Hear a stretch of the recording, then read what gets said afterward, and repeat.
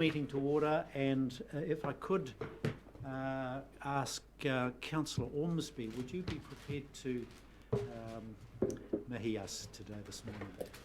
Ai, nā reira, tēnei te mihi kia koutou. Nau mai hoki mai ki te kaunihera nei, pai ki te kiti o kanohi, nā reira me karakia tātou whakataka. Whakataka te hau ki te uru, whakataka te hau ki te tonga, kia mā kina kina ki uta, kia mā taratara ki tai. E hi aki ana te ātakura, he tio, he huka, he hauhu, ti hei mauri ora. Cease the winds from the west, cease the winds from the south, let the breeze blow over the land, let the breeze blow over the ocean. Let the red-tipped dawn come with a sharpened ear, a touch of frost, a promise of a glorious day. Mauri ora. Kia ora. Thank you, Heniwai, that was lovely. Now let's just do a stock take of who we've got here and who we've got on screen. Chair, just if I could just interrupt you, Will's got a sad announcement if he needs to. Thanks, Councillor Graham. Yeah, Chair, I'd just like to announce and acknowledge the passing of Bill Stevenson yesterday morning. Bill? Bill was, as we know, a strong advocate for his community at Onga around the issue of water, and even though he's been quite sick for the last couple of years, he continued to advocate on their behalf right up until his final days. So I think we just need to respect Bill for his work and all his dealings that he's had with the Regional Council. Yep. Kia ora. Good man. So we'll make that acknowledgement in the minutes, I think. Is that a notice? I think we will treat that as a notice. I put that down as a notice. So we will call for. Well, I just checked to see who we've got online, if anyone. We did have Akiata. Is Api? Is he coming in now? It's coming in. Yeah, but he's coming in. Yes, Oh, So on it's his not way on. now. So there's no one, no presence online presence. This is a bunch of No. fancy camera. We have got what we've got. Someone So dialing in from Mercer. Yeah. Brian from Mercer is dialing in I see. later on in the meeting. so it's not on the 17th of June, as is the paper. We'll catch you later on.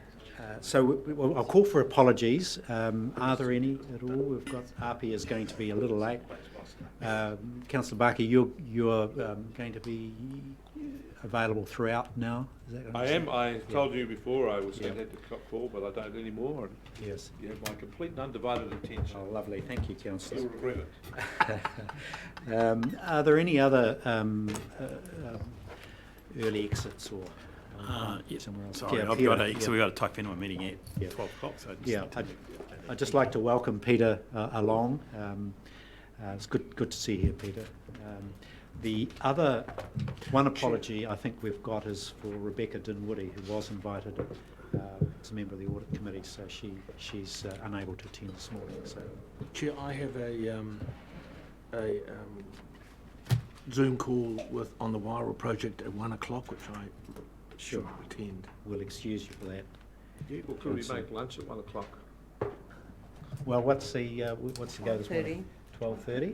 Yep. We've got it all going to 12:30. I'll just get lunch. That was cruel.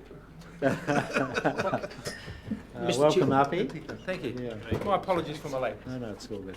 Mr. Chair, can you please, yes, I've got Councillor this, Vincent. just before, this alien sitting here in the middle, Yes. and all of a sudden this eye looks at me. Yes. Can you please explain? I feel a bit Yes, uncomfortable I'd like without an explanation of explanation. this as well, please.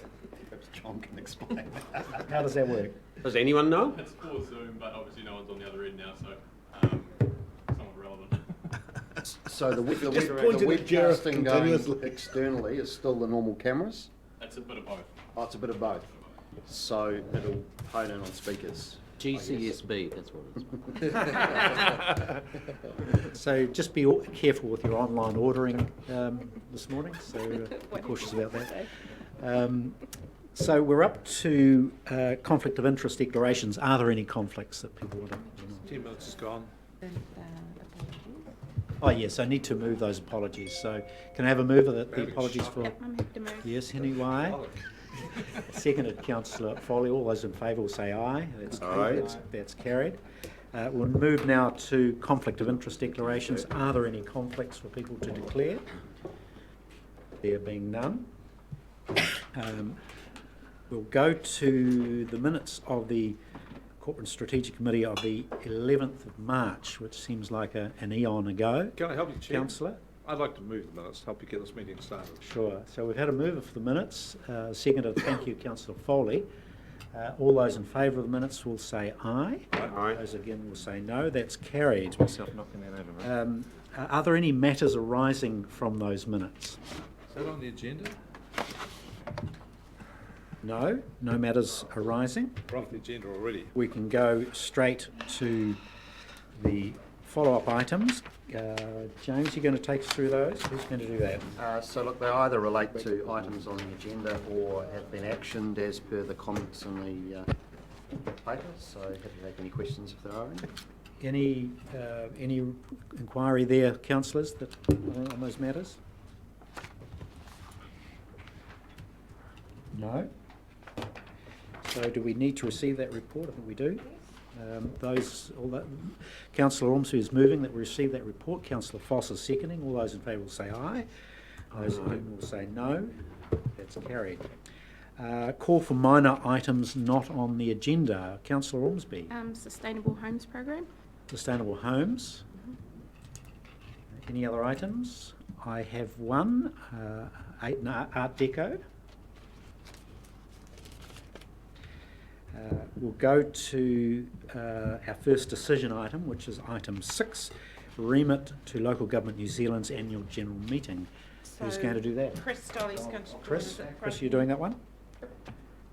So, just to explain why it's at the CNS committee, we received a request last week from the Hauraki District Council whether we wish to support their remit to LGNZ, and this was and they needed their feedback by today, so this was the first opportunity we had to put it in front of council for their view.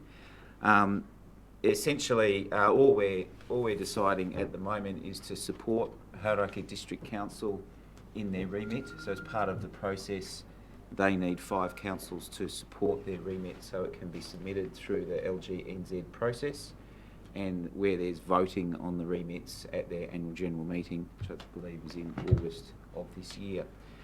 So their remit is very much aligned to some of the challenges we've been having with our coastal strategy. So I won't read through their remit word by word, but it is in the paper there. So we are recommending, because it supports both many of the challenges that we've had through our coastal strategy work, and also reflects the 3 outcomes of our case study where we partnered with MFE, that we should support their particular remit, and then we'll have a later opportunity to decide how votes go on that remit process with LGNZ. Councillor Foss. Thanks, Chris. Are you aware of the other councils in Hawke's Bay that are supportive of it? Will be been supporting? Yep, so we have provided the same information to the other Hawke's Bay councils. My understanding is Napier are looking at it, and it is their officer's recommendation to support it. I haven't heard anything back from Hastings, but perhaps Jerif, do you have any further? No, that's nothing further. So we've actually, both our deputies on this joint committee are the deputy mayors. So we've got Tanya Kerr and Annette Bosman, and both of them are in support, but it's just a matter of timing for Hastings. Yeah, process. Councillor Barker. Good. So this covers a subject that we raised some time ago at a Zoom meeting in council. We would I refer to the coastal hazards policy. When this issue of who pays came up, and there was quite a robust discussion, and we got a report from the Chief Executive said that there was paperwork being circulated within the government about how to confront this issue or deal with it, because there is an issue about who pays. So this is exactly on the subject we had before. I support it. I don't think the language is right, but it is an issue we're going to have to decide. And the problem we have here, for example, in this area here, we have 3 councils, Hastings, Napier and the Regional Council. And each are going to look at each other as to see who pays. And it will be around and around the blocks unless we have a formula for working it out. That's exactly what's required. I agree with you. Thank you. Councillor Ormsby. Kia ora, Chris. Can you just give us some insight around how far along we are in the process compared to Northland, Waikato and Hauraki? Yeah, so look, we are pretty much at the forefront of that process. We've now been going on our coastal strategy for almost 5 years, but we are certainly at a challenging area of that process. We've done a lot of the technical work, but now we need to make a lot of the decisions around who takes responsibility for the portfolio going forward, who would own, operate, take on debt of assets, and who would collect rates. So they are certainly some challenging questions, and there isn't clarity in the legislative framework. In fact, there's some overlap, and so any clear messages or changes to legislation would be welcomed to assist us through that process. Any other comments? I think it's a fairly straightforward I'll move. your support. So Councillor Graham will move. Councillor Van Beck will second. Any comment, Councillor? I wish to speak. I think this is a really sensible approach, and they've got to be congratulated that they've brought it to the forefront, because we might or might not be a long way down the track on this in front of everybody else, but we certainly have run into the roadblocks which are obvious and clear, and which this covers. So this is a wonderful solution for us if it gets through. Councillor? All's been said. Thank you. Any other comment? Councillor Williams? Yeah, thank you. Look, I totally endorse it as well. This region has shown national leadership on the issue conceptually and the collaborative framework to get to the outcomes that where the rubber hits the road on who pays, and we don't have the legislative techniques in there, unlike are being progressed for Three Waters. I actually think the question of who pays is more than even a regional conversation. There are issues of national risk here that I think need to be better confronted. Whether we spread and pull that risk like we do with EEC, with earthquakes, might be something that means different regions are able to cope with what might hit them at different times. So this broadens the conversation well beyond anything that we're going to be able to achieve as a region. Showing leadership through support of the Remit is entirely appropriate. Thank you. Very good. Any other comments? Councillor Graham, do you want to... Look, we've got the recommendation to confirm support for the Hauraki District Council Remit. All those in favour will say aye. Aye. Those again will say no. That is carried. Thank you, Chris. Thanks, Chris. Can we now move to agenda item 7, which is risk maturity roadmap? And we've got Joe, who we're bringing up for Shash. Are you coming up, please? And Helen. And if Helen, you we'll come to the front. That'd be great. now, I Thank just want to quickly introduce you to Helen Marsden. If you haven't met Helen previously, Helen is our new, what's your title? Is it risk manager, or what's the... Just risk and assurance lead, so it's the whole package. The whole package. Yeah, risk I'm insurance. risk management, our audit program, and our quality management system. So under the umbrella, obviously, of risk and assurance for the business and for you as governors. Yeah. Kia ora and welcome. Can you kick off just by telling us who you are and the background of where you... Okay, sure. So I'm Helen Marsden. Previously to joining Hawke's Bay Regional Council, I was at Unison for 6.5 years as the Group Risk Manager. Previous to that, I was doing risk and assurance consulting at PwC, and then prior to that, I sort of started off my career in risk management in the banking sector, so I have worked for ANZ and Westpac. So that's sort of my summary of my career. Welcome, and you've arrived at a time of unprecedented risk and management around it. It's once in a generation experience. So your arrival is very timely, and I think Shash, you need to explain yourself. Hello, everyone. So my name is Shash Dubey. Used to be CFO for the Hawke's Bay Regional Council for a brief period of time, but my entire career before that and after that has been entirely dedicated to risk management. So I've been doing risk management since 2006, and I've been fortunate enough to be part of sort of this risk maturity roadmap journey to sort of act in a consulting capacity and assist in any way that I can. Most of my experience has been in enterprise risk management, working for Fortune 10 to Fortune 250 organizations, mostly publicly traded firms in the US, with occasional startups and nonprofit organizations. And a new father.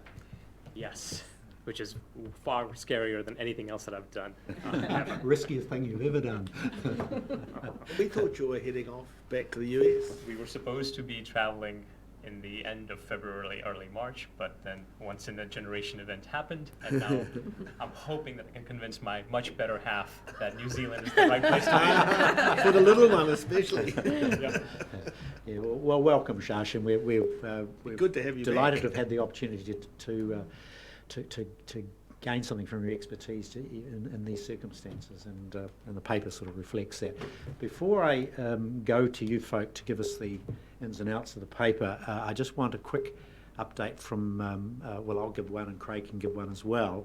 A little bit of a background as to, Craig, can you start off on the FAST committee, where this has come from? Just give us a... Well, let's feed the backs, Mr. Chairman. I bring everyone's attention to paragraph 41 most immediately in this particular paper. But this has been ongoing before this new council was in play.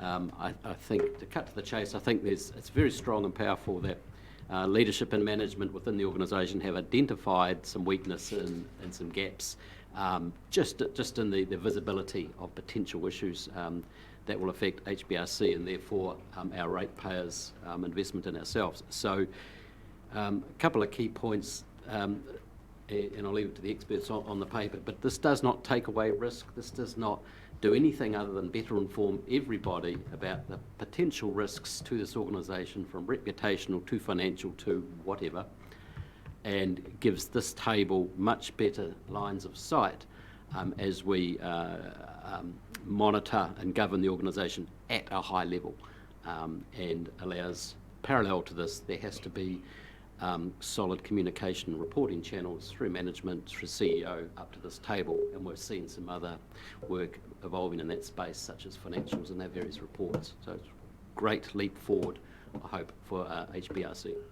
Yeah, I think that's the point that we're getting across, is that we've initiated this from the FARS committee. We've had some really good, if you like, thoughts across it from our experts, but it's not. I'll emphasise that it's not the end of the trail, just the start of this process. And Helen's his job is to lead that forward. So please lead us out on the paper. Sure. So you roll the mouse, Look at and the they can mechanics. see it behind you. Right. Yeah. Okay, so is it that way? That way. And then you can see what you're doing. Just need to take it to slideshow. Oh, there you go. Okay. Yeah. Is that, yeah. Great. Okay, so I guess just to, I'll introduce the paper, but what we are seeking is endorsement for the proposed roadmap that you'll find in the paper. I think it's Appendix A of the paper. But just a way of introducing the paper, this is, as been said, it's really around a maturity journey. So it's actually continuing to build on the risk activity that already happens within council. So what we are looking at doing is actually getting a one framework. So it'll be one framework, so therefore risk assessments that already occur in council are undertaken in the same, using the same context to that framework, which means we can then aggregate and disaggregate those risks and risk assessments that are occurring already in the business much easier. That will provide better oversight to the executive leadership team and ultimately assurance to council. So that's really the next phase of what we're trying to do, and we will be developing the one risk management framework that would be coming through for approval to council. And I guess with a one framework and consistency of those assessments, risk assessments that are done within the business, means that ultimately we can better prioritise resources to those critical risks that we can see. So I guess that's the start of the risk management journey. If we flip back here. Okay, so I guess the value is pretty much what I've just covered, is around actually being able to aggregate those risks, so better oversight by the executive leadership team, better assurance to council. Ultimately, it won't be just downside of risk. Eventually, we will look at making sure risk opportunities are seized as well. I guess when there's events, sometimes there is opportunities that come out, and even under COVID, potentially something like the working from home, how effective that was, is there an opportunity there to do things differently and more effectively. And then I guess ultimately it's actually making sure everyone in the business owns risk, and risk is embedded in the business. What I'll do is I'll hand to Sash, because he has actually done the risk maturity assessment that we have based the roadmap on. So from a background standpoint, one of the conversations or output was, hey, what does council's current risk maturity look like? It's somewhat subjective. There are objective components to this as well. So what you see here is a bit of a very quick preliminary assessment of current state of council's risk maturity. And this was driven by a couple of components. One was multiple interviews with every executive team member, coupled with sort of evaluation of current risk management practices, as well as reporting structure, including review of the risk register. So that's the background. It's not necessarily, there's a bit of an art and science to this, so you can't sort of definitively say we're number one or two, ad hoc or defined. If we were to look at it from a governance standpoint, the very fact that I am here, the fact that we're having this conversation, demonstrates that there is tremendous amount of governing body, governance, council commitment to risk management beyond the traditional risk avoidance methodology, which is avoid the bad stuff.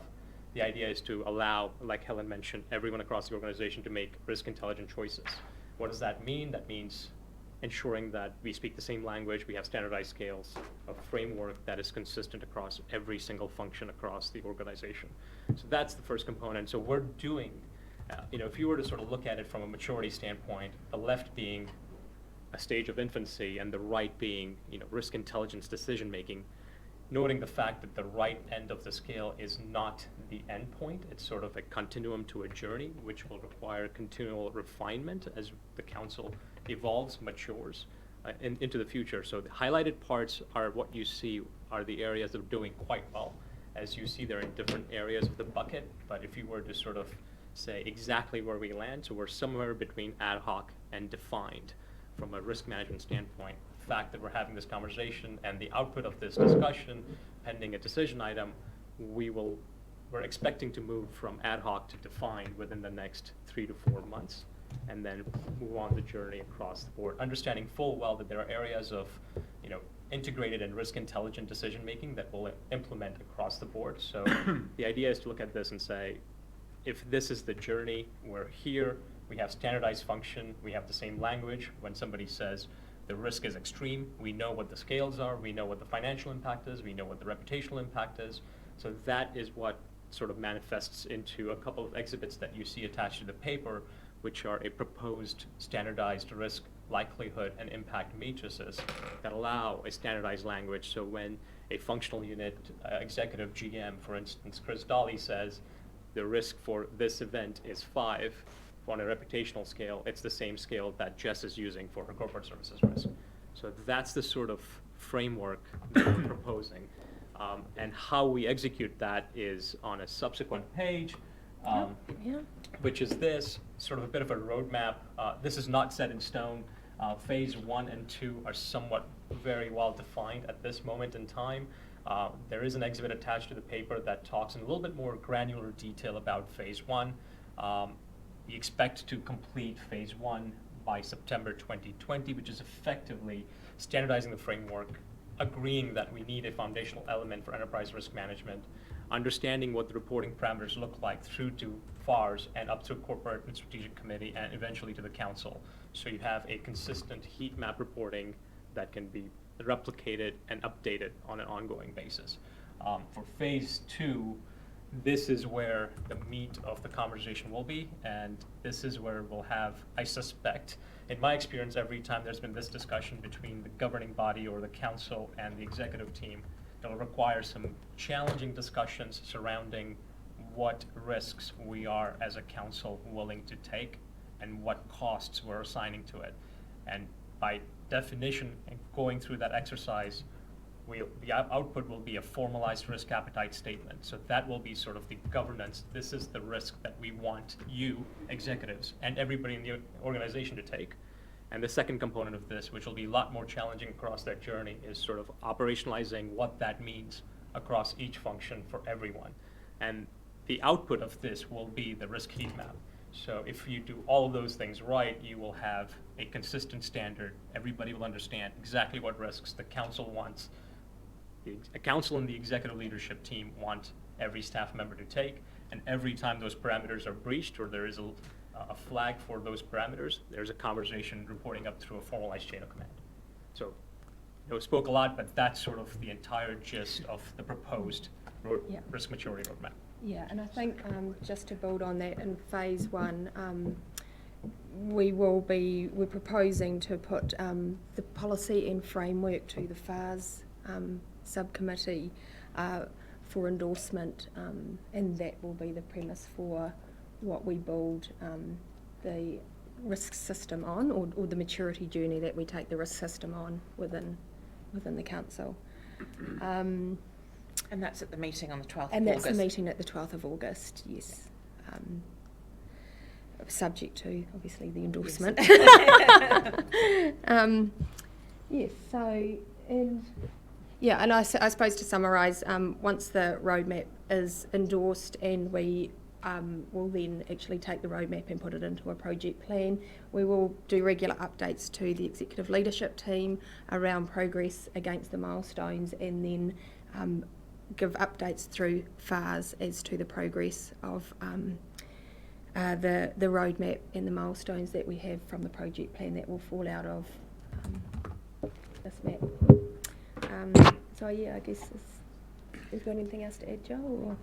Yeah, no, I mean it's just taking what we've done already, which is good work, and just trying to build on that for the future, so that we are making risk-based, intelligent decisions for the business, and that achieves greater operational excellence in the long run. Right, well, thank you. I'll get James to have a quick, brief comment, and then open the floor up to anyone that wants to ask some questions. Thank you, Chair. Look, I recognise that the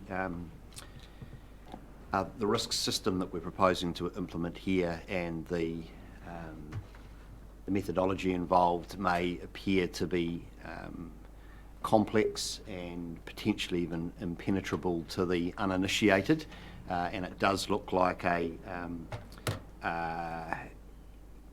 potentially significant impost on the way the organisation works. But look, I would note that our experience in recent years with events like the Havelock North Water incident and what we increasingly understand as the risks that we manage to the community in areas around fresh water, whether it be flood management, water security, etc. The stakes only get higher with those issues as we have a growing risk profile from climate change, but also issues like biosecurity, which are climate change related but also have other drivers.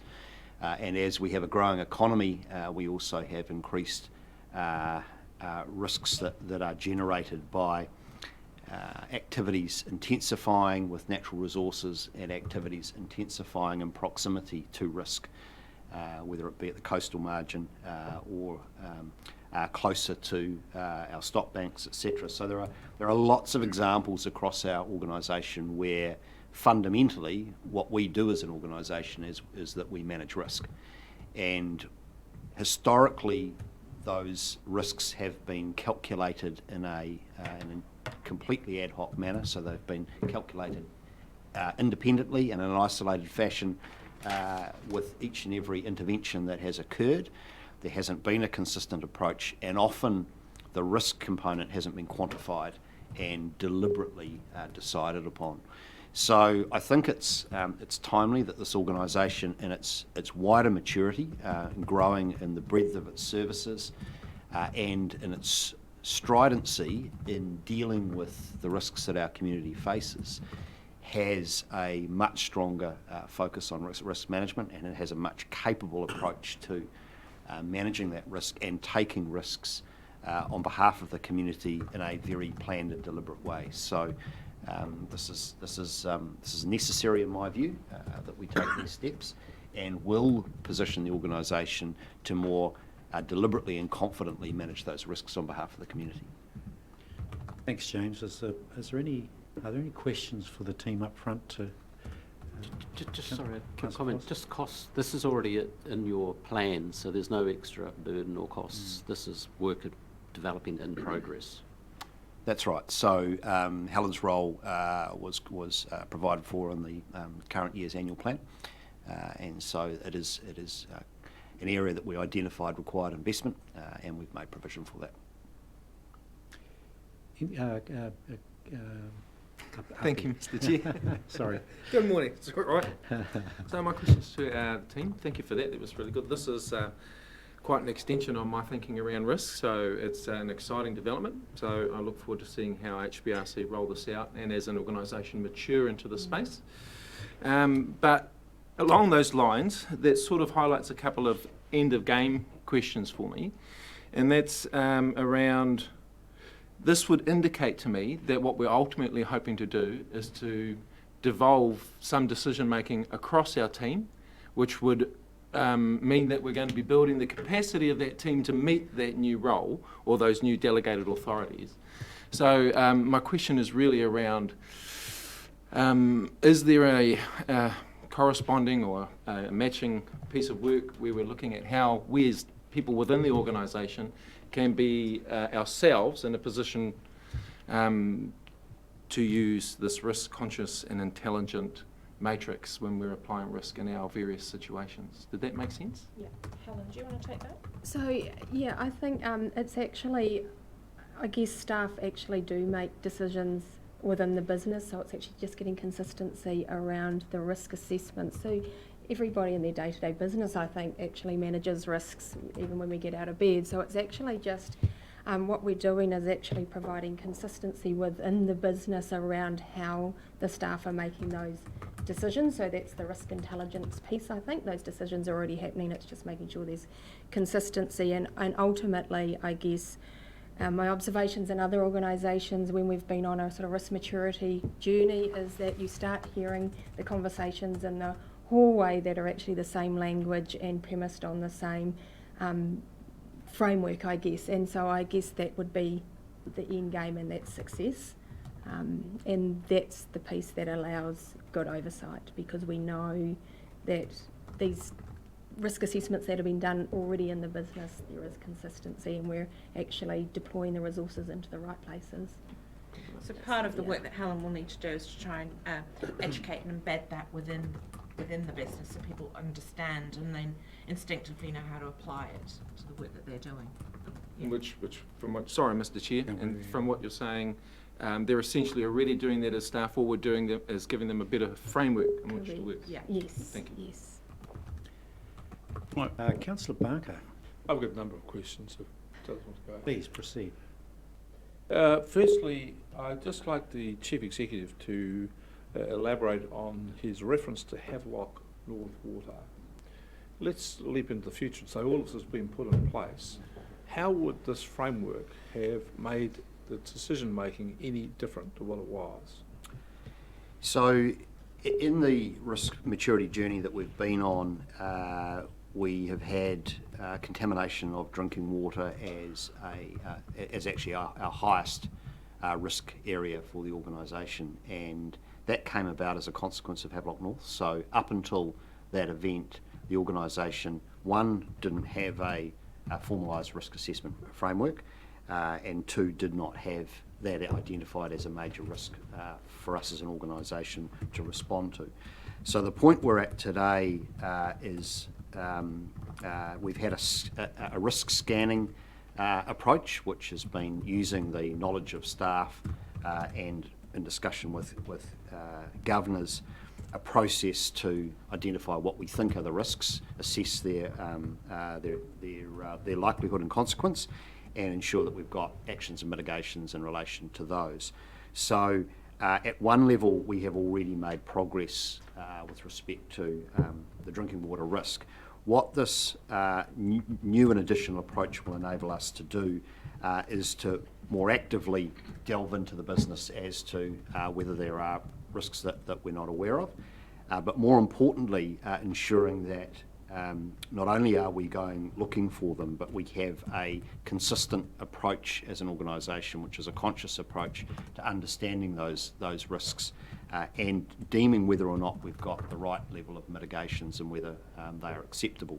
So what I would anticipate in the future, once we're at a high level of maturity here, we would understand where the risks to drinking water safety lie within the community. We'll understand the extent of those risks, given the fact that it will be impossible in all probability to absolutely eliminate every last risk to every last drinking supply in the region.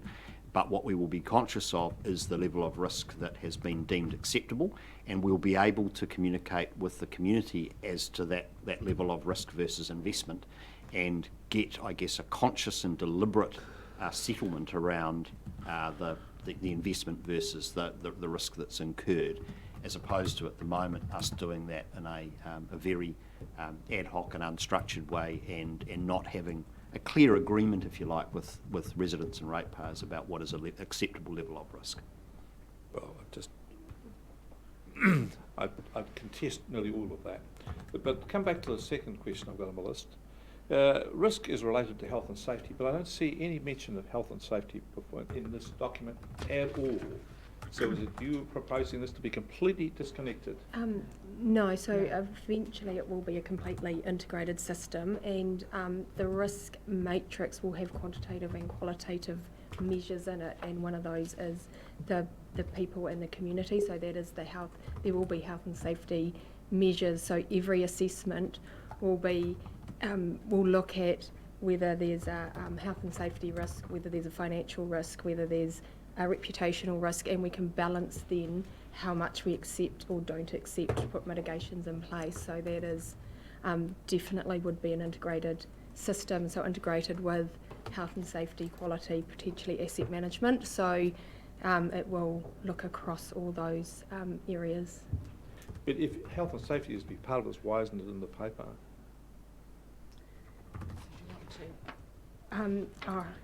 Yeah, so It's Exhibit D. So in the D. papers, Yeah. go to Exhibit A, you'll see that health and safety is included there as part of the matrix. Yeah, so that's the draft matrix that will end up in a framework. Well, health and safety is fundamental. I would have thought a paper of this nature would have had them. Let's put that aside. The third question I've got for you is what I'm reaching for here is problem definition. So what is the problem?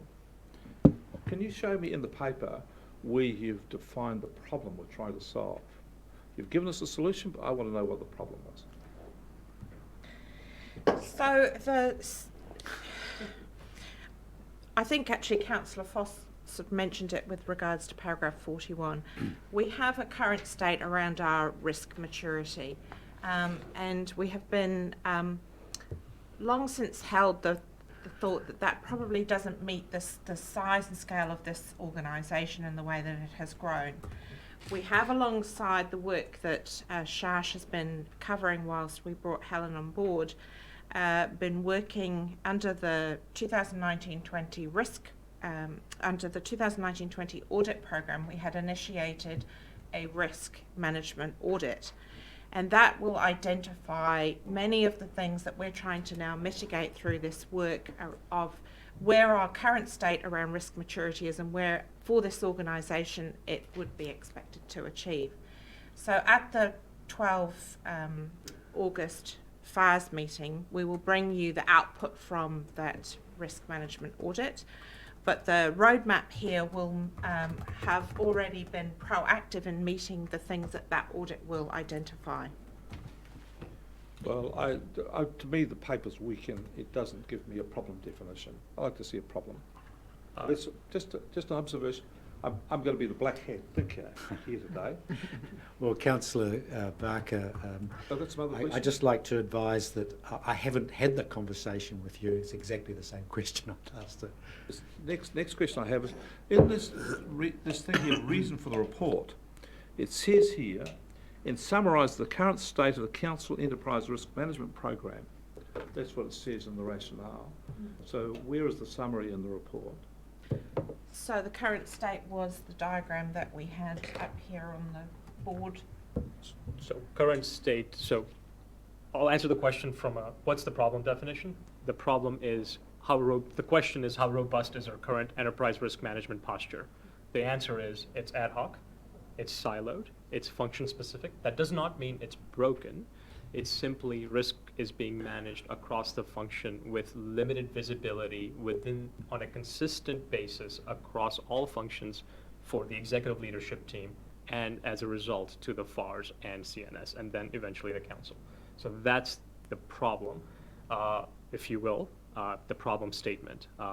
The proposed solution is a standardized risk management framework which looks at multiple facets of risks, whether it's reputation, health and safety, and assigns numerical quantitative qualifiers for each one of those areas. Essential services quality, whether it's water quality, whether it's biodiversity, across different functions of the organization, where if you were to talk about risk as extreme, you would have, on the health and safety side, you would potentially have mass casualties as the extreme risk.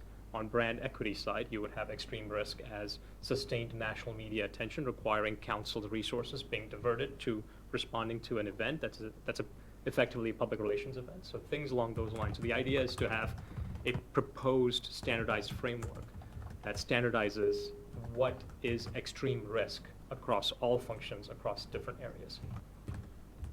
Well, I see that's the goal you've given, but can I just give you a little analogy that comes to my head? We run a sports club. And we have all sorts of teams, tiddlywinks to cage fighting. Tell me, how can you have a standardised risk framework for tiddlywinks to cage fighting?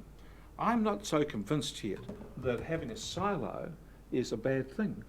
You haven't convinced me about that, but that's what you'll need to do. I think there are some things where risk profile, and I saw this graphically at Pike River, where the police were in charge of the rescue, and they could not comprehend the risk of going underground and being a kilometre under a mountain. That's what froze them. So on some occasions you need to have a completely different risk profile from another. They simply don't work. So I've just taken, that's my theory, and I want you to prove me wrong. Can I just come back to the next thing, 25.4. Sorry? I tell you, I'm the black hat thinker. 25.4, tolerance, risk tolerance dissonance. I'm anti-SASE things, so you're going to have to explain to me what is a problem with dissonance. May I? Yes, you may. If today you were to ask a functional GM, what is the acceptable level of risk for that specific function? Yep. And if you were to, would you, across each function, you would receive different levels of tolerances across each GM, which is appropriate for the function. So for instance, if you are looking at field-specific events, if reducing health and safety risk to zero would effectively mean we would never conduct any of our biodiversity exercises. But that risk is very different from what corporate services would look like. Yeah. So the idea is to have a standardized framework. So there's a dissonance of what risk appetite is and tolerance is. So every function has different levels of tolerance. because we don't have an enterprise-wide risk tolerance that is formalized. Going back to your question about, the example, the analogy that you provided, the idea is to not take that risk. It's not to not take that risk. The idea is to, if we do choose to take that risk, what are the parameters? How far outside of the parameters are we willing to go? And what do those consequences look like, whether it's financial, whether it's health and safety, across different areas. The idea is to drive a conversation as to what levels of risk we want to take. We define the parameters, and then you can adjust the parameters. And anytime things go outside of those risk tolerance parameters, there's a conversation that happens on the executive leadership team as well as the FARs. Well, can I just say to you, my reading of the dissonance is disharmony is the easiest way to do it. Right. You think about a psychological thing, it's a different definition. So what you've told me there is that that's not necessarily disharmony at all. So anyway, we'll get to another point. 25.10, this is a deeply troubling thing at the bottom here. Insulating council's strategic objectives from triennium-driven political volatility. So what you're saying here is that we're going to make decisions here which are going to be completely removed from the electoral process and the will of the public. So I will take that as an independent consultant. That is entirely my statement. I felt very passionately about. So the idea is to conduct, if we adjust our lens from 3 years to 5 years to 10 years to 50 years, the risks that we face as a region, as an organization, on a 50-year timescale looks fundamentally different than what it would look like on a 3-year timescale. So the idea is to conduct long-range scenario planning sessions on a 50-year timescale and drive a level of urgency and action that insulates from triennium-driven political volatility that is endemic, not only across this forum, but across all councils. Right. One more, councillor. We were going well. Sorry? One more, councillor. Oh, well, okay, we can, but the last, well, just make one, there's several other things I just want to tell you, I've got a challenge. There's several other things here, but one thing that, look about do nothing option. So in 45, increasing dynamic environment, blah, blah, blah, blah, blah, may adversely impact. As you well know, may also means may not. So you are coming here as experts on risk. So what is your percentage chance of it being may as opposed to may not? I mean,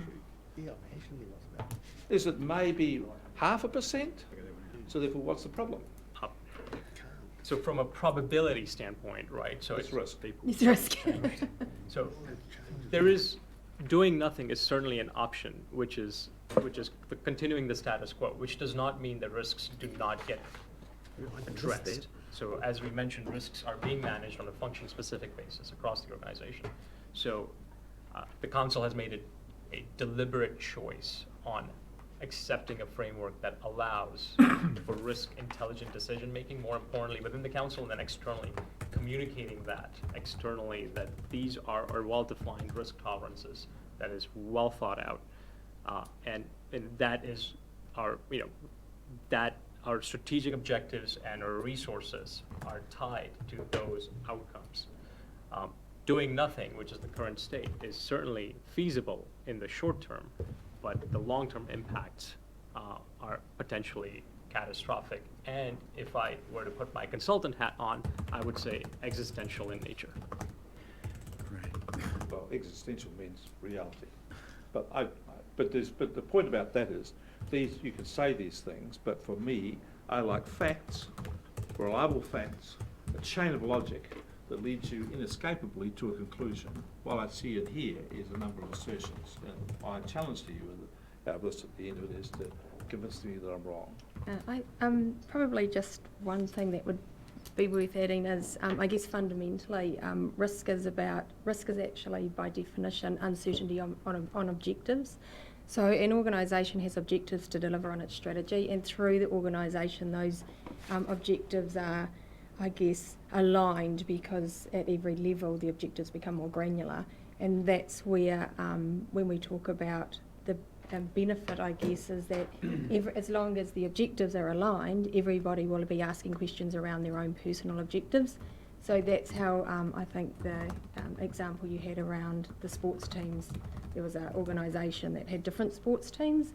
The organisation has one objective, it might be around, I don't know, enjoyment safely to those that are part of the organisation. So then there's the different business units, if you like, the Tiddlywinks and the other sports team, and they will have their objectives that will align to that overall objective. And so within those different areas, they will be considering what uncertainties are there that will stop them from delivering on those objectives. That's the risk questions, and that would be the consistency that we would be driving down, and that's how that's the alignment within the business.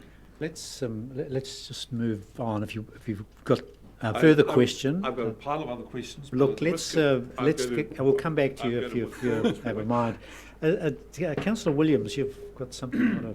Thank you, Mr. Chair. By way of re-examination, as to problem definition, would I be right in thinking that paragraph 41 that Councillor Foss has brought to my attention really is the problem that we're trying to resolve here of ad hoc risk management practices in silos? Correct. In terms of how would the world be different if we adopt this framework, would I be right in thinking that paragraph 19 sets the the goal here where we're prioritizing resources to the management of risks that mean we're most that might prevent us from achieving our strategic objectives? That's what we're really trying to do here? Yeah. Okay, with that in mind, I had subjectively in my own little silo thought before March the 25th that the most significant risks facing this organisation were a major 500-year storm event which had an implication or an effect on our eroding hill slopes like Cyclone Bowler, and blew out our stock banks and had a major economic impact and social impact on Napier and Hastings, for example, and the Herotanga Plains. Would this framework enable us to quantify in objective and consistent language the likelihood and scale of that risk and enable us thereby to compare the response we make to managing that with some other risk so that we can direct our resources to an overall risk profile that we're most comfortable with? Do you want to answer that, Helen? Yes, so I guess the answer is yes. Ultimately, at an enterprise level, and when you're setting strategy, you would be looking at those extreme risks and actually looking at how you can plan and mitigate or recover effectively from those events. That particular event you're describing, we can't control the event. What we can do is make sure our mitigations, our controls within the business ensure that they are such that we've planned to be able to recover as effectively and as effectively and as efficiently as we can from that event as an organisation, given the resources or the extra resourcing we would need to bring in.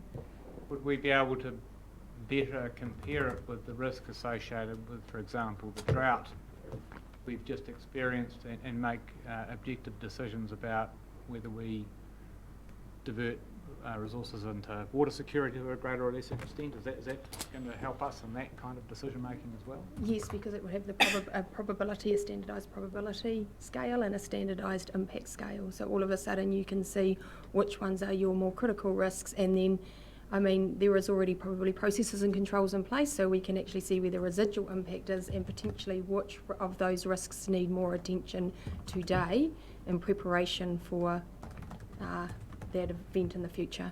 Thank you. So one last question, Mr. Chairman. Yeah. My first question here was going to be, what are the risks of doing this? And I couldn't see any until I thought maybe we've become so risk averse that we drive all of our decision making around risk rather than opportunity and aspiration. Is that where the issue of risk appetite comes in? Or have you got a response to that? Yes. And I guess that's driving the efficiencies on delivering on objectives, because if we've got too many risks sitting down in the, I guess we call it the bottom quadrant, you'd actually ask, and actually you'd ask, actually, are we spending too much money on mitigations and are not taking a big enough risk position? So that's a mature organisations that are further down the journey will have potentially a couple of boxes that are shaded blue, I've seen, and if the risks are sitting there and they're not getting a good return, the question would be, are we being too conservative? Thank you. Chair, could I just perhaps add that that's the most significant shift from where we're at today to where we would like to be. At the moment, essentially, we've got a whole bunch of activities and services, and then we bolt onto that a risk assessment to say, what risks does that give rise to, and are we managing those risks? This is about moving it from a bolt-on to the centre of decision-making, so we're deliberately, as an organisation, deciding across all of the risk areas for the outcomes that we're trying to seek as an organisation, are we prioritising our efforts and our resources to where they should be on as much of a like-for-like basis as you can do. So it actually, we become risk deliberate, risk conscious, and in that sense, we're less likely to be overly risk averse where we don't need to be, simply because we don't understand the risks. Are there any other, Peter? Yeah, I've just got one question, and it's just around building capacity within the organisation, so delivering on those services in that, because obviously the demographics are changing and you're building the organisation, and in the milestones it didn't appear to be any internal about delivery and about capacity around that recruitment, and obviously got an ageing population coming through, and then a lot of young people coming through, so developing that area for whether it's staff or training or education or young people. So I don't know if that's a milestone in that. I couldn't see it in that report. Do you want to talk to that? Yeah, so I think just to clarify, and just let me know if I'm sort of got the wrong interpretation, but in terms of embedding the risk into the business, it will be about training and education and continual improvement, I guess, within the business. It's not necessarily about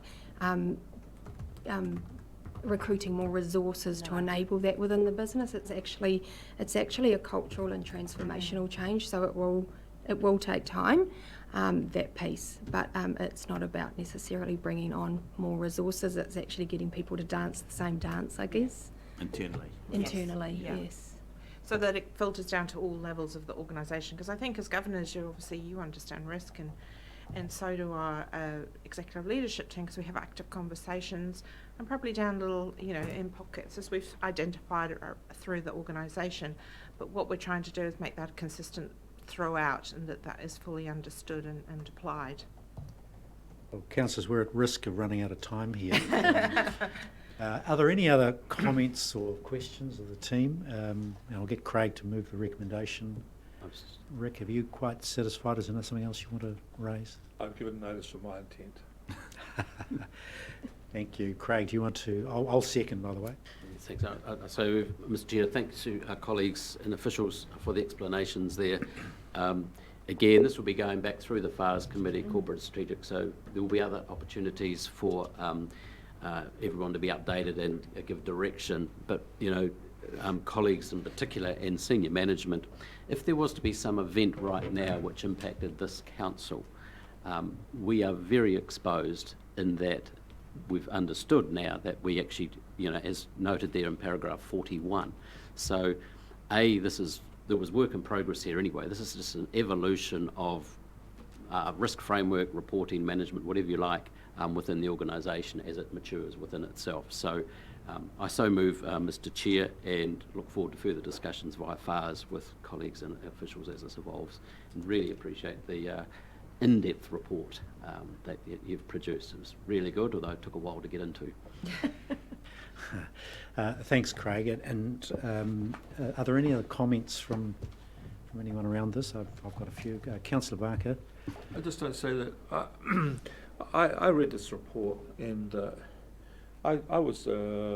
I have to say I'm a bit old and cynical now.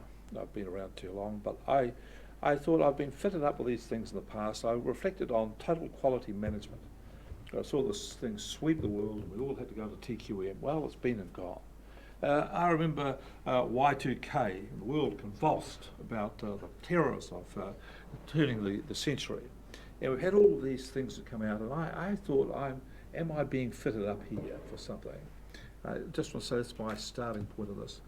And as for risk, it seemed to imply that we are incapable of determining and taking risk. Well, let me start you a long way back. Before the railway line was ever brought into Hawke's Bay, the thinkers in Wellington said, we're not going to build a railway line until you put a stop bank at the top end of the Narura River, because that's where it floods out of there. And only at that point, when it was being built, because they understood the risk, they didn't have all this risk analysis, they didn't have that, didn't have the other, but understood the risk. And they built that. It's still there today. And that's why we are where we are. So we have understood risk and managed it. So are we going to be going through a long, lengthy process to do what we do pretty well intuitively? Or is this just about writing the record? Because when you listen to what the chief executive said about managing our risk, about pushing our resources, doing this, that's called, in my view, the long-term plan and the annual plan. That's what this council does. It gets its resources to put things in different places, to manage its risk for the stop banks, to manage the risk of biodiversity. We do that as a natural process. So I'm struggling to see how this is going to add value. I want to see it, and I want to see it in clear terms. I don't see it yet. I see a lot of rhetoric, but I don't see how it adds value. And I'm going to be pushing really hard to make sure that he is driven by facts, identifiable facts and analysis, and provides at the end of it value. So it's got to add value here and not be an exercise to go round and round. I watched total quality management. At the end, it just disappeared, because in the end, people realised that despite all the hype, it didn't actually add value. So that's what I'm looking for in here, and I haven't quite seen it yet. So over to you to convince me. I'll be tough. Sounds but good. That's my job. That's good. Any other comments? I have a comment. I think it's, I like the paper, and I get what Rick is saying here, because I guess I'm getting a bit old as well in the tooth and seeing these things come and go. But as an organisation, we've really got to be conscious about risk. There's no doubt about that.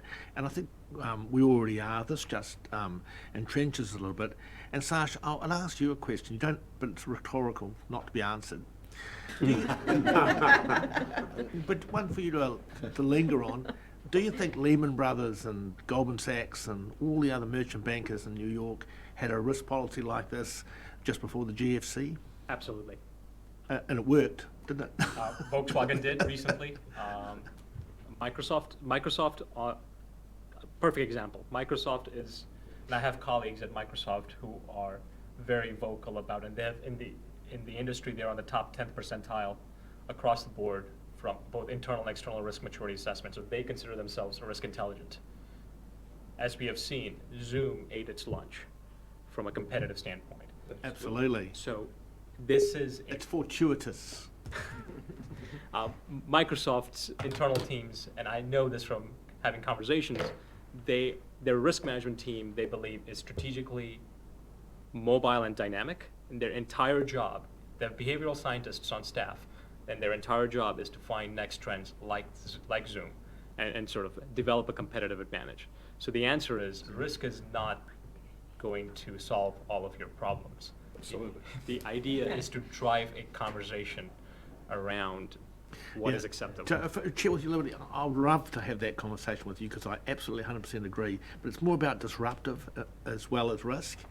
So in a council like ours, one of our risks is quite different to Microsoft's. Or, they're kind of like being innovative and disruptive going forward. But it's a wonderful conversation. But look, the chair won't let us have if people want to have these conversations, the FARS committee is the place to come, and I expect a full bench at the next meeting. Look, I want to, before handing back to Craig, make a couple of comments, and people will, or some of the staff may think Rick and I have had a conversation about this. We haven't.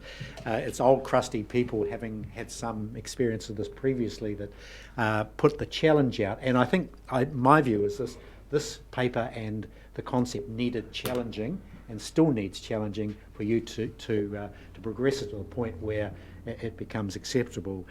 From my perspective, Councillor Barker asked the right question. What is the problem? Is the problem big enough to do what we want to do to it? And I think it gets over the line.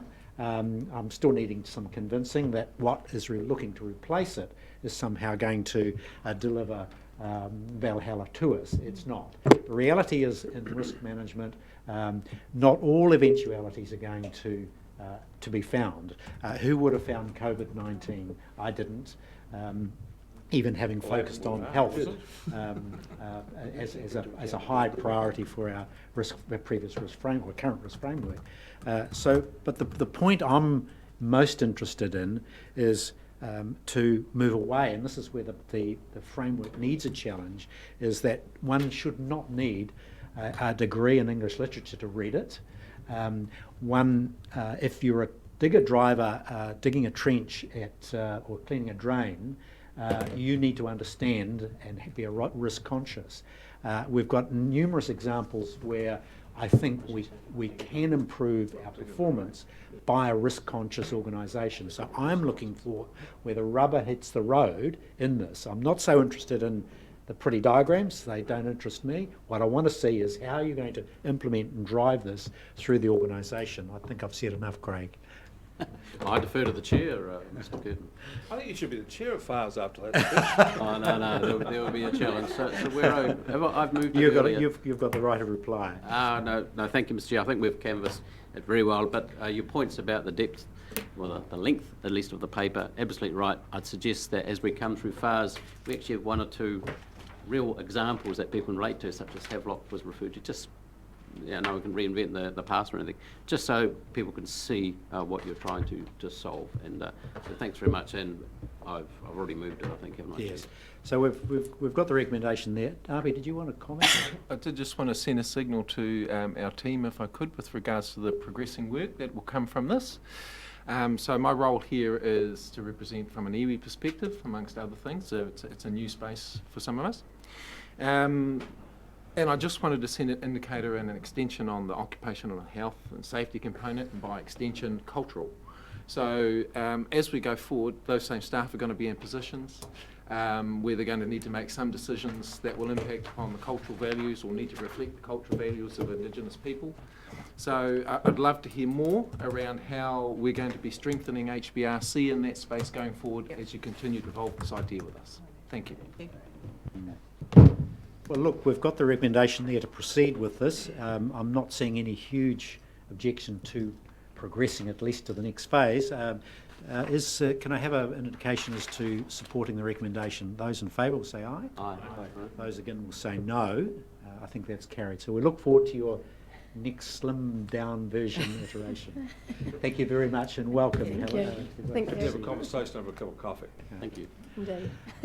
Councillors and committee members, we've got some folk online, I understand, to come in. We've got Brian Kearney and Philip Houghton. Can I have your agreement to skip over or come back to item 8 and progress to item 9, the quarterly treasury report? Are you comfortable taking our guests for a quarter of an hour on that? Item 8 might be quite quick. Is it so quick? If you wanted to get then all of your decision Nothing's items good, done. Sure, okay. All right, let's do that. So we've got, you've got, you've Well, got that's- item 8, which is Health and Safety Governance Charter. Yes, so I'd just like to introduce Kirsty McInnes, who is our new Senior Advisor Health and Safety. So she started just a couple of weeks before our lockdown. So she'll be leading our health and safety program from here on in with the business. But just with regards to the governance charter, this was developed at the back of a health and safety audit that was done last year. At that time, that charter was given an annual review date, and so that came around during COVID. So this was the first available opportunity to bring it back to you for that review. We're not proposing any changes to the charter. It is a governance charter, so it is your charter. but didn't really want to wait until the next Finance, Audit and Risk subcommittee. So if there is any questions, I'm happy to take them, or you can take it as read and give your approval. Look, I would like to introduce Kirsty, though. Would you mind coming to the front, Kirsty? So tell us all about yourself, and so at least we've got eyes on a very important role in the organisation. Yes, and as you can imagine, coming in 2 weeks before COVID, which was great for us, Kirsty, alongside the transition team, has been extremely busy over the last few months with our sort of arrangements around keeping staff safe. So anyway. Right. Well, can you quickly introduce yourself? Where have you come from?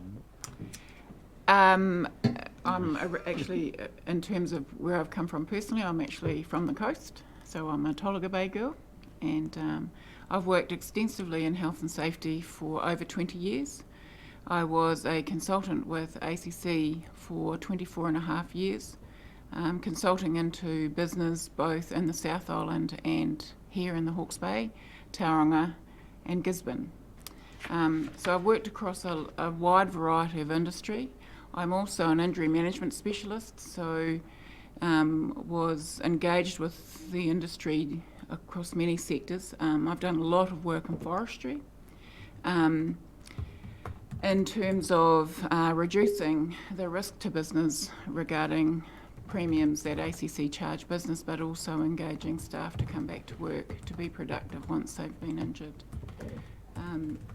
So I have also privately consulted and also have worked across community, both in a cultural sense through Māori and Pacifica, as well as a lot of community engagement. I held the national strategy from the World Health Organization for safer communities, of which this community is a safe community. So. What a welcome. Thank you. Right, so... What was that? Don't answer that. Worked for WHR. Just thought, what do you think of WHO? Just to be provocative. So with respect to Kirsty's work program, we have had a follow-up audit, follow-up review of the previous health and safety audit, and that coupled with work around our well-being for staff and the sort of embedding of health and safety culture within the business, that will form Kirsty's work program moving forward. We're going to provide some of that information at the next FARS meeting, but as I say, didn't want to hold up the review of the governance charter. Thank you. Any questions about the charter? Councillor Williams. Sorry, and I'm conscious of the time. Welcome, Kirsty. Lovely to meet you. There's one area that gives me the greeblies or the jeebies or whatever it is. It's health and safety in terms of risk as a councillor, and not just that, but responsibility and duty of care. I do feel that quite strongly. That one of the charter points that we're looking at is a personal commitment by councillors, that's us, to attaining a thorough understanding of the day-to-day risks faced by employees. And I do remember from our briefing at Guppy Road, I think it was last November, a strong encouragement as we did that day on site to actually get out on site and see, where some of these risks are happening, whether it's the port or in our forest or going, people going to the back of the farms to do monitoring. I'm just wondering how this is remotely possible with everything else crossing our desk and mind as councillors to ensure that we can actually and realistically fulfil our obligations under the Act. And so I would be interested in some options for opportunities for councillors to get more regular briefings on health and safety risks, the strategies that are in place to deal with them in specific circumstances, field trips, whatever it might be. I'm as time poor as anyone else, but we can't hide from this. No. So can you help us and give us a 2-year program where we get this day-to-day, this understanding of what's going on within the organisation and what's being done to address it and meet our obligations, please. And certainly my intention would be that I would be looking for an appetite from all of you to be actively engaged in health and safety, I would like to think that we would be reporting succinctly back to Council in terms of our findings as we move through different strategies. There is a work program underway at the moment in terms of an improvement to the current plan that was initially set. And I welcome all of you. I'm a huge enthusiast for people to understand health and safety and be confident in that space. And certainly as the leaders of this organisation, there would be an appetite from myself that you would wish that too. So if you are interested, certainly there will be opportunities provided for all of you to come through the business and attend audits or meetings where I think that you will gain a learning experience and valuable information about how health and safety is integrated into the organisation. Thank you for that, Kirsty. Look, I'm a little regretful we haven't provided bigger space for you today, but I am going to ask that in presenting this paper to Council, that you do create a bit of a space, more space than just adopting the Charter. And perhaps, as Councillor Williams correctly points out, we need to put a lot of the stuff up front and centre and line of sight for us. So if you can come back even with your brief work program, that opens the door for us to have that discussion. Councillor Barker. Councillor Williams makes a point that I agree with, and it was on the back of my mind to bring here as well. I have, as part of my other work, been exposed to a very thorough, in-depth series of seminars on the responsibility of governors to the health and safety legislation. And it was enlightening, burdensome. And I think that's exactly what we should have here, is a briefing of what are our responsibilities under the Health and Safety Act, before we even start to go and look at what we do, because I think people will find it quite a wake-up call. Yep, So no, I would think that was the first thing to do, would be to do that. And I think the second thing is to take up Councillor Williams' thing and say, well, lay pathways for us to make sure that we are familiar ourselves. Because in the other entity, I certainly did make sure I went and had a look at what people did, how they did it, etc., to familiarise myself with it. Unless you do that, you can't carry out your responsibilities. So Chair, we had a specific briefing on this out at Works Group at the end of last year, so for all new councillors on specifically on your statutory responsibilities in relation to health and safety, but we can run it again. Could that be uploaded into Stella? Because that was one of the questions I meant to ask. If we could get that as a refresher, and then just have this roadmap of every 2 or 3 months some specific part of the Absolutely, that's easy for us to upload because it's just a PowerPoint presentation and it has all the detail that you heard. So sure. All right, well, we've got this recommendation in front of us now with the expectation of more to come. For sure. We've got a mover for that. Councillor Lambert, were you moving that? I sure did. Yes, I thought so. And Councillor Foley seconded it, I'm sure. All those in favour of receiving that recommendation will say aye. Aye. Those again will say no. And we look forward to more. Thank you. Cheers, thanks. Welcome. Thank you. Welcome. We're at 27 past, Councillor Barker. We've got these people on board. And we've got these people on board for the... Having a shock, aren't they? Indeed, yes. There's chaos. But, well, let's go to the to the next agenda item, which is the Treasurer report, which is agenda item 19. And we're welcoming in by... over the wire by, who have we got? We've got Philip Horton-Brown. Hi, Chair. Brian Kearney here. I'm joined by Philip Horton-Brown and Rhys Wayburn. I think most of you would have met Rhys along with me last year. From the same entity. Morning, everybody. Right, how are we progressing this? So it was really an opportunity for the fund managers from Mercer to introduce themselves to the committee today. I think back in March we had our other fund managers from Jarden come and join us to introduce themselves and talk a little bit about the portfolio and the current state of the financial market, so they may have had an easier time slot in early March. But this conversation accompanies the delivery of the Treasury report, which is somewhat late. The Treasury report itself is to 31 March in the absence of a Finance Audit and Risk Committee meeting during the COVID lockdown.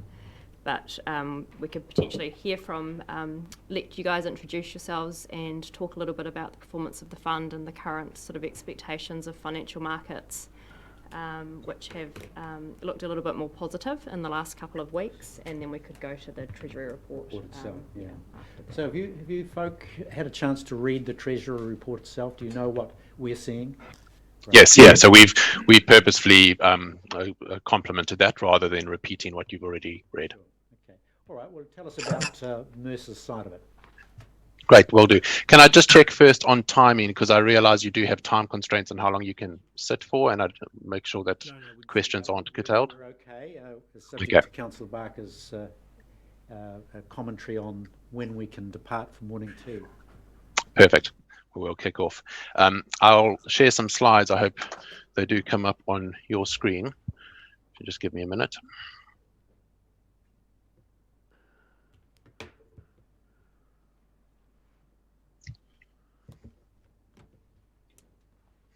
Great. Can everyone see that? Yep. Perfect.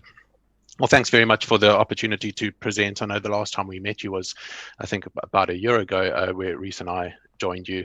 And we thought this time we'd bring Philip Harton-Brown, who is our Chief Investment Officer for New Zealand, along, given how COVID has impacted the financial markets and your portfolio. We thought it would be a timely opportunity to get Philip's views on how that's affected Q1 and the last couple of months, as well as Mercer's view for the future. We'll be going through fund performance, as we just mentioned. We'll touch on Q1 because obviously COVID had the most impact during March, but we'll also look at what's happened since, so that you have the full picture.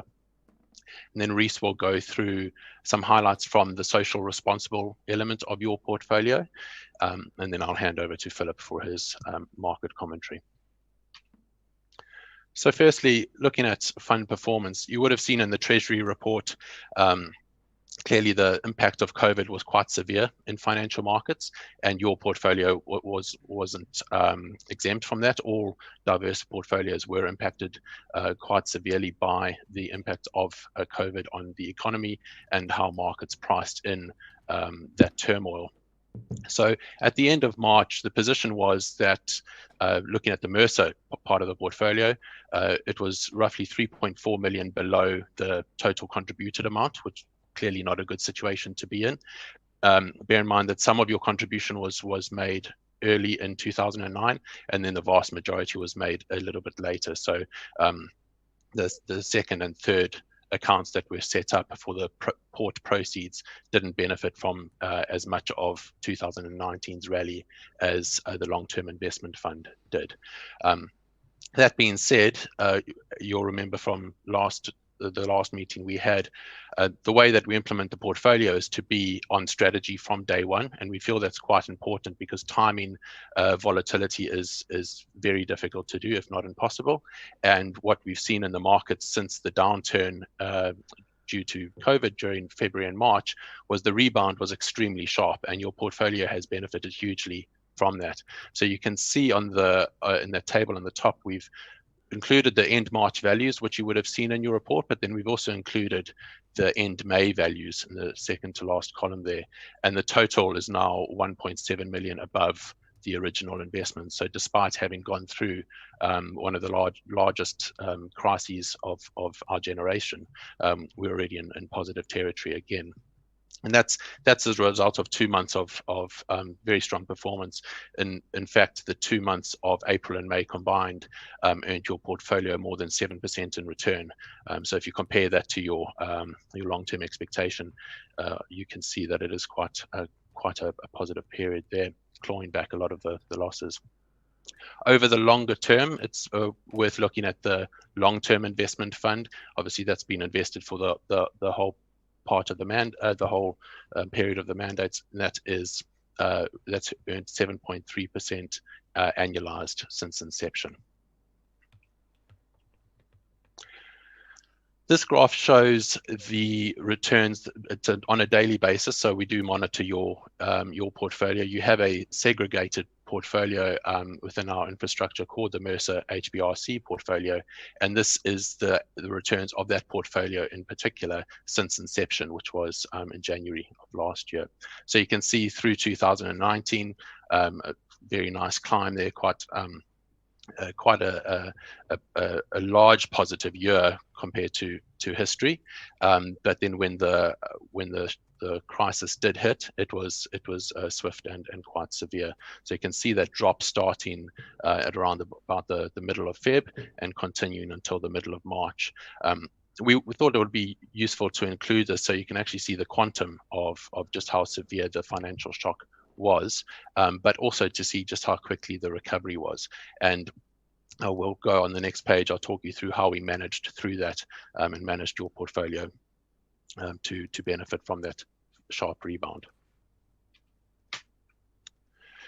So how did we manage through COVID-19? So this is from a portfolio management perspective. Obviously, from a business perspective, business continuity plans kicked in, and most of us were already able to work remotely quite seamlessly. But from your perspective, I think the more important thing is, well, actually, what did we do with your portfolio during the period of volatility? The most important thing from our perspective is to make sure that your portfolio is being monitored closely and frequently so that it sticks to strategy and that the market's impacts don't force allocations off target. So you can see there that table is a replica of what you would have seen in your quarterly reports, but I've updated that for May to show that at the end of May, our asset allocations per sector are still well within the ranges and actually very close to the targets that we have for your strategy. So those are targets that are set by you in your SIPO, and it's our job to manage against those targets. The way we do that is we've set up your portfolio to have those SIPO targets as the portfolio's targets, and then our operations team monitors on a daily basis, and we have operational ranges which are actually far tighter than the ranges that you see in your SIPO. We have operational ranges that if any asset class was to move outside of those operational ranges, on a daily basis, a flag would come up and the operations team would deal with that by rebalancing the portfolio. Rebalancing in this instance broadly means that bonds were going up and shares had gone down. So we took some of the profits from the bond sector and then rebalanced into the share sector. Now, the reason for doing that is, one, because it is a governance constraint.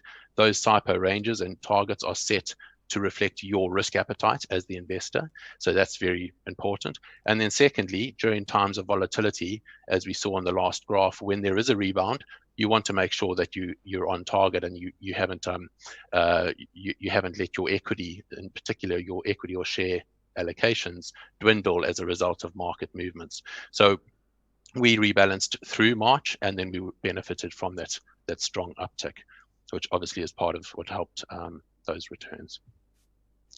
I'll hand over to Reece now to just talk through some of the positive elements of the socially responsible investing aspects of your portfolio. Yes, I'll just touch on a couple of points. I mean, it's a fascinating area, fast developing. We have a dedicated global team looking at this area. So if anyone would like to go into more detail on these aspects, we'd be delighted to have that conversation. But I'll just pick up a couple of points. Our view on responsible investing is there's two stages. The first stage is absence of investing in areas that do harm. So, and that's the standard response to responsible investing, which is exclusions. So, there's the standard exclusions across New Zealand of tobacco and controversial weapons. But your portfolio, in line with your SIPO, goes a lot further in that, and there are exclusions on, gambling, alcohol, and within this portfolio, gambling, alcohol, adult entertainment, and fossil fuels. But the second part, I think, is the area which is actually more interesting. And there's not, it's a developing area. There's not a lot of opportunities to make a difference in terms of investing specifically to do good, to make a positive social impact, while at the same time ensuring that you're chasing very strong returns. So it's not about compromising returns, it's about focusing in key areas which generate positive outputs, but also we believe that, there's more and more appetite for them and more opportunity in those areas as the entire world sort of moves to taking a greater focus in these areas.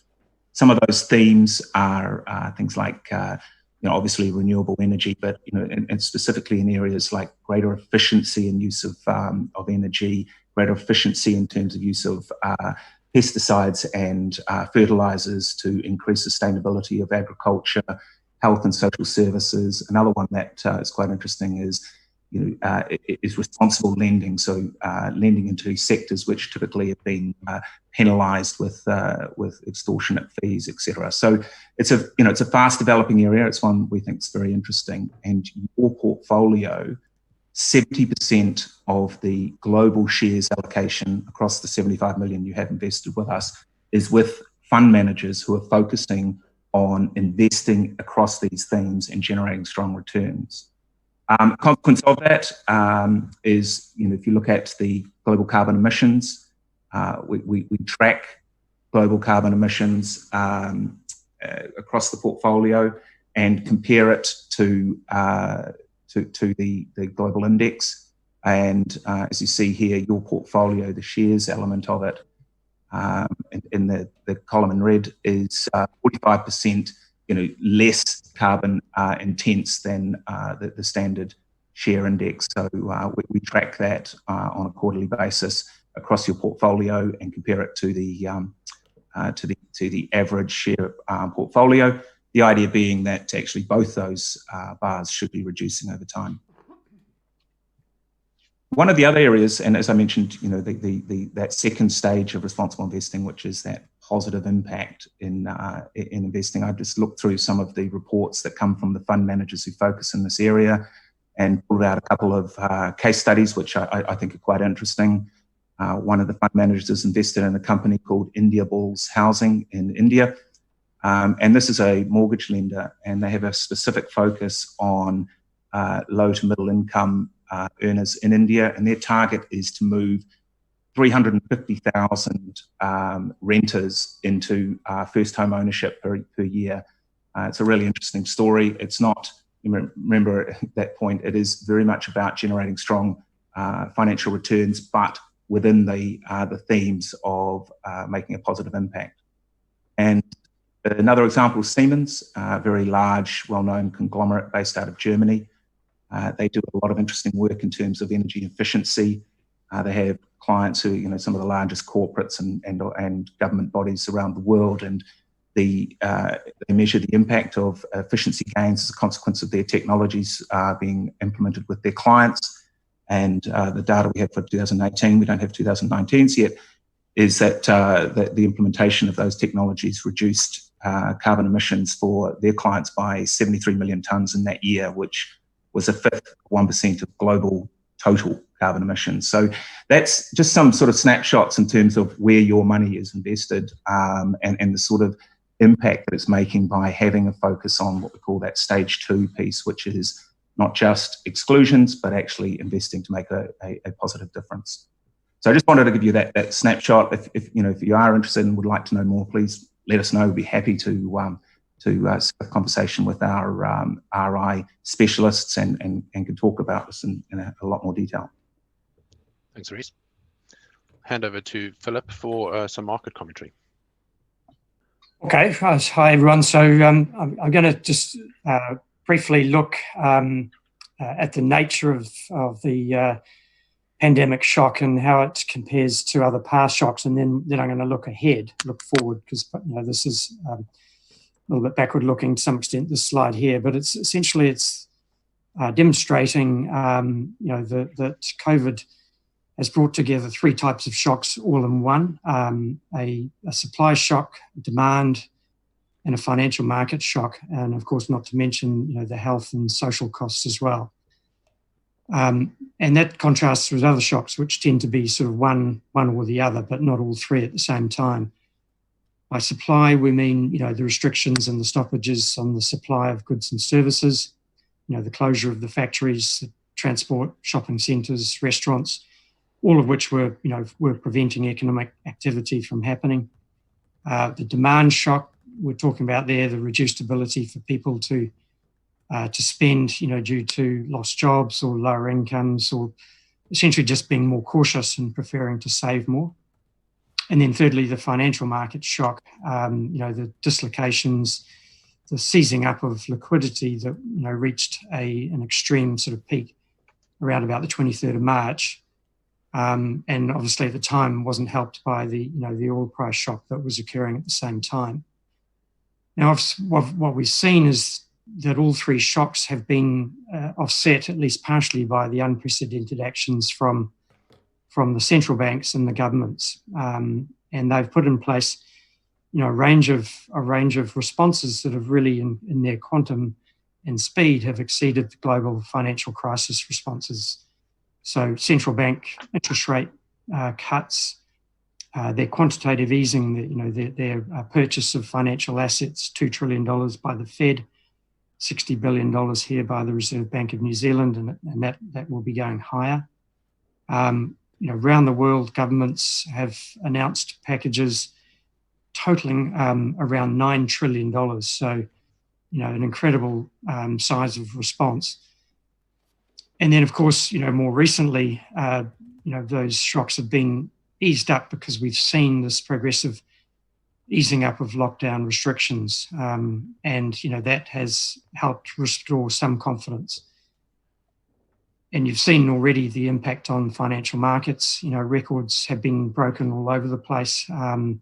First, the speed and scale of the economic shock, and then the responses and the reaction from markets, both on the way down and then on the way back up. We've seen in the US, for example, the fastest bear market ever, followed by the largest gain over a 50-day period.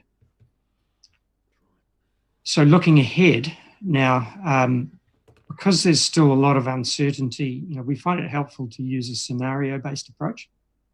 So there's a lot of detail on the slide, but essentially there's 4 different scenarios, and attached to each one is our expected probability, the likelihood of each of those scenarios occurring.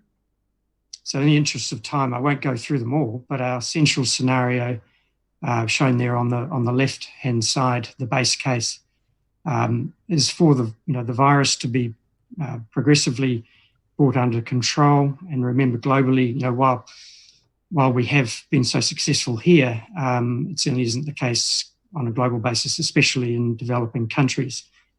And so, but as part of that we see that will continue to be on the right trajectory over the course of the year, and people will progressively return to work. But the economic impact, will still remain very significant.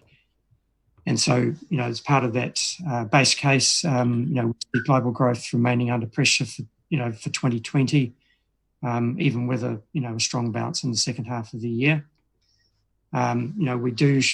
We are concerned, and many others have sort of voiced concerns over this, apparent disconnect between Wall Street and the real economy.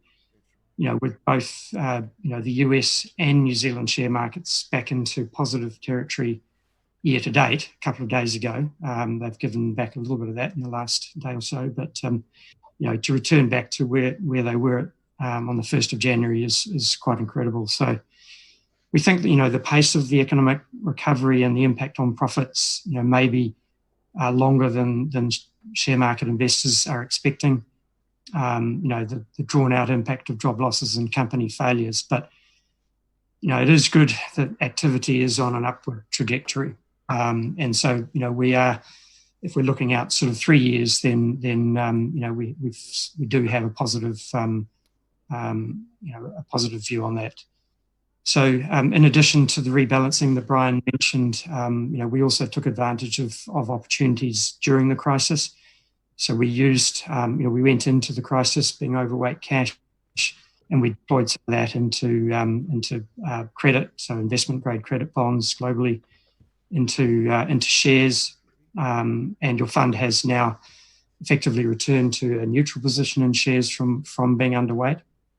But right now we're reluctant to sort of chase the rally for the reasons I just mentioned, and valuations have gone up quite a lot in this past couple of months.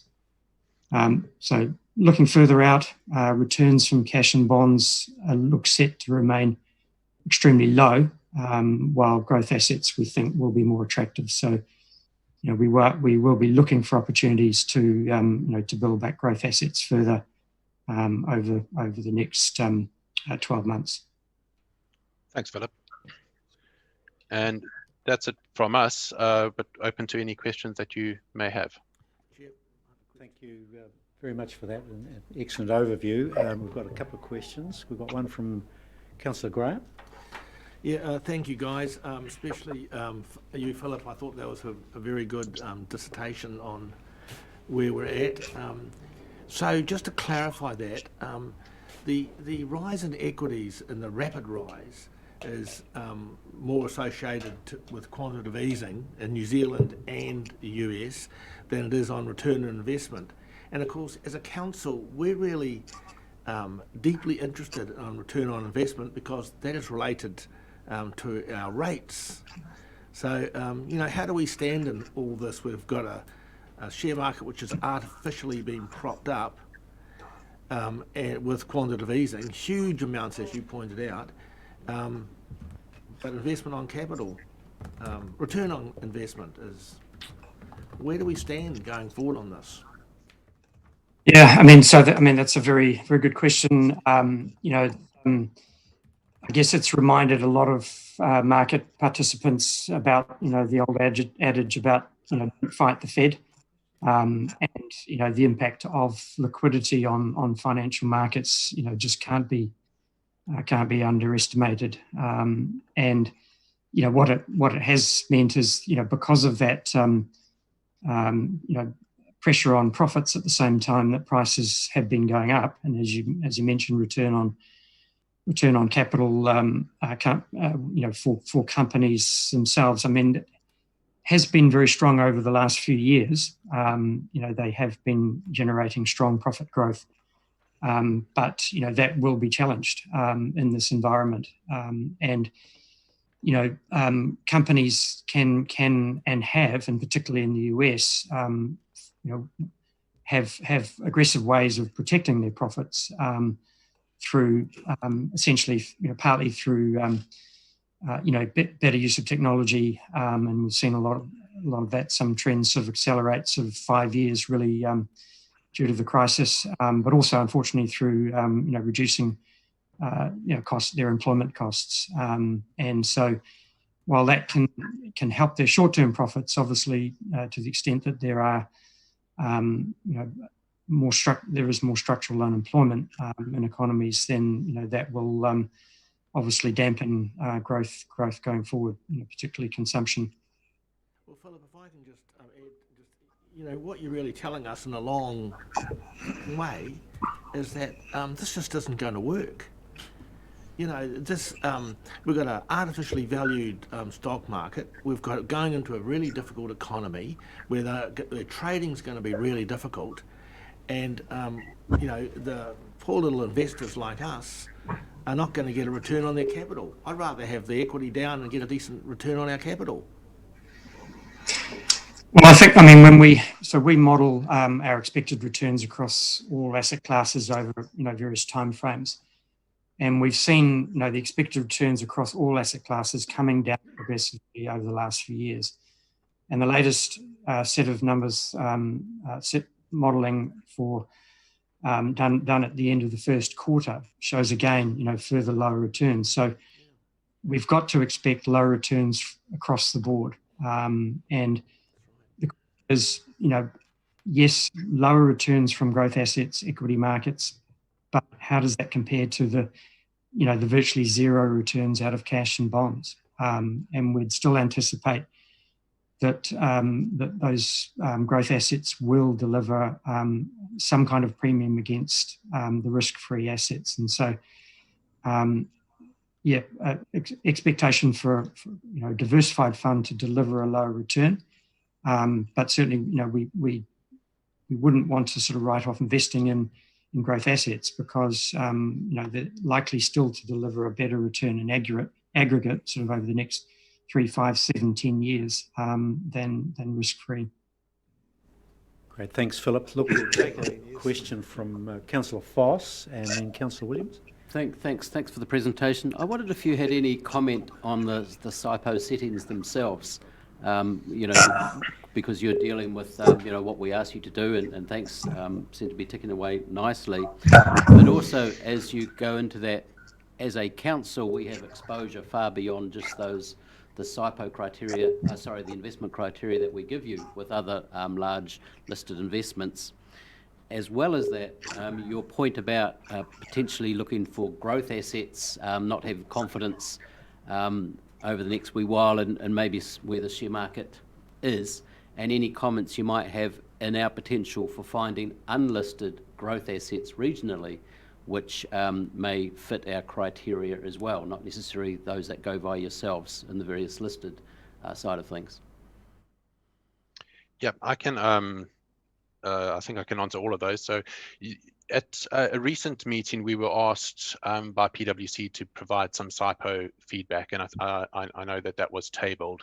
And this is quite a convenient question, because what I was going to add to Philip's explanation is obviously what that means for investors like yourselves, as you left with that decision. Do we lower our return expectation anchored by our risk tolerance, or do we increase the risk tolerance because we need a certain level of return? And that is something that you do need to grapple with, as do all other investors. So that is the feedback on the SIPO that's probably relevant from our side, is we can work with PwC to give more insight into what our modelling tells us is a reasonable return expectation for your given level of risk, or the other way around, as I said. So those are things we can work on, but it is a project, and it needs to be a fair amount of time needs to be set aside by the council to grapple with that decision. On your other point about unlisteds, we were planning to bring it into the next report, but since you've asked, we have actually got unlisteds as an asset allocation in your strategy. I think you may remember when the strategy was implemented, we noted that that's not an asset class that you can just go into on day one. So the way that we do it is we allocate to listed property and listed infrastructure, and then when opportunities in unlisted asset classes come up, we take out of those listed counterparts and move them in. And an opportunity recently came up where essentially you got to the front of the queue for the Mercer Unlisted Property Fund, and we've managed to get that part of this asset allocation on target. So that really just illustrates that we agree with your point that there is return opportunities to be sought out in the unlisteds. We're fortunate in our infrastructure that we can do that, and we have been doing. Whether you were to complement that with other investments in the region, I think that's again gets fed into a strategy discussion. Thank you. Thanks, Brian. Councillor Williams. Yeah, thank you, gentlemen. That was an excellent presentation, very helpful. Just a couple of aspects. Firstly, can we get that presentation uploaded into this folder, because there's some real gems in there for the record, so to speak. My question was Councillor Foss's, but you flipped back to us in terms of our policy settings of 50-50 growth and income. If income is no longer income, do we need to go more to growth? You seem to have flipped that to us to say, well, it depends how risk tolerant you are. Can I ask you this? Do you think we should be more risk tolerant if we want to sustain anything near our income expectations without burdening our ratepayers? And if we were to say yes, we will be more risk tolerant, would you suggest we lean more towards the growth assets than our current SIPO would suggest? Yeah, so we need to be very careful about what we're saying here.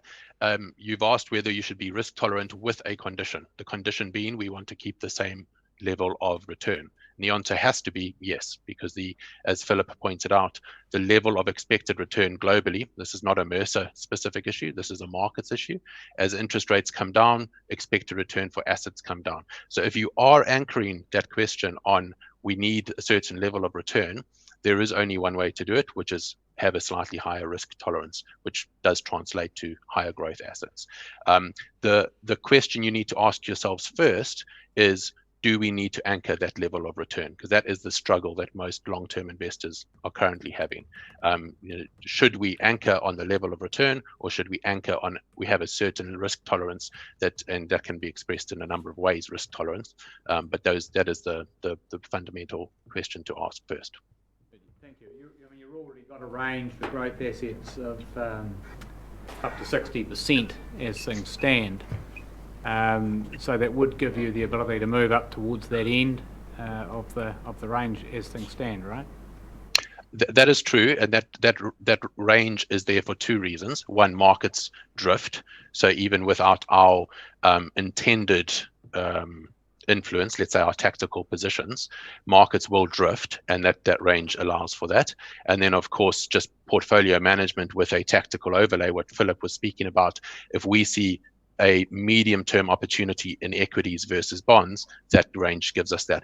But it's important to note that range is not specifically there to have us drive your risk tolerance. It's to have us drive our tactical views as well as market movements. Thank you. Look, just my second question, and it's again very helpful, is ethical investment. And I was really interested in your presentation there, Reece, around positive, there's the exclusions, but the positives. It seems to me, my impression was that Mercer is outperforming our SIPO in terms of looking for active opportunities for socially responsible investment. Do you think that, maybe our SIPO needs to be, or could be, a little more ambitious about socially responsible investment consistent with generating a reasonable return? Yeah, look, it's an opportunity to do so. I think there's just a challenge sometimes that if you tie yourself into that at the SIPO level and then find that it may restrict your options to execute on that. We could tie it to, you have to be in this much social impact investing allocation, and then suddenly there's only one provider in New Zealand who can give you that, and that's us. And so, from our perspective, we really like this idea of evolving from stage one, which is exclusion, which are in your SIPO, to stage two, which is the positive social impact in terms of the investing, and it's a journey. I think where you are with this fund is significantly ahead of where a lot of other investors are. So it's a great place to be, and I think we'll see more and more people starting to look beyond exclusions in their SIPO and starting to say, actually, we can do more. Great. Look, are there any more questions from the floor? Look, I think we've come to the end of the discussion with you folk from Mercer. All I can say is well done in the circumstances. You can hear the plea we've got for money. Send more money. But send money. It sounds like you delivered it to your mother when you were at university. Look, thanks for your delivery. It was excellent. It won't be the last of the conversations we need to have. So I think we're going to break for a little cup of tea now. So, but we'll let you get on with your day. Great. Thank you all. Thank you. Thank you. Thanks a lot. Cheers. Bye.